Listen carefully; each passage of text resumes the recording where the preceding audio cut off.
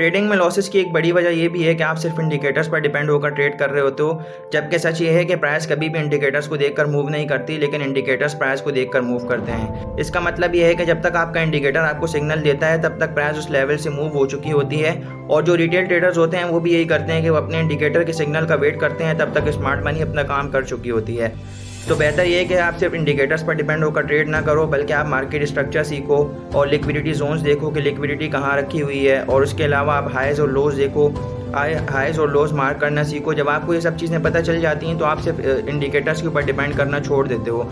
आपको पता होता है, आपको प्राइस पहले से ही हिंट दे देती है। अगर मैं खुद भी ट्रेड कर रहा होता हूँ तो इंडिकेटर को सिर्फ और सिर्फ मैं कंफर्मेशन के लिए यूज़ करता हूँ, क्योंकि मैं उसके अलावा स्ट्रक्चर मार्क करता हूँ, हाइज एंड लोज मार्क करता हूँ, लिक्विडिटी जोन्स देखता हूँ, फिर उसके बाद ट्रेड करता हूँ। अगर मैं इंडिकेटर मैंने कोई लगाया हुआ भी है तो वो सिर्फ और सिर्फ मैं कंफर्मेशन के लिए यूज़ करता हूँ। तो आप भी सिर्फ इंडिकेटर पर डिपेंड होना छोड़ दो, उसके अलावा आप अपना स्मार्ट मनी कॉन्सेप्ट सीखो और हाइज एंड लोज मार्क करना सीखो, लिक्विडिटी जोन सीखो और मार्केट स्ट्रक्चर सीखो।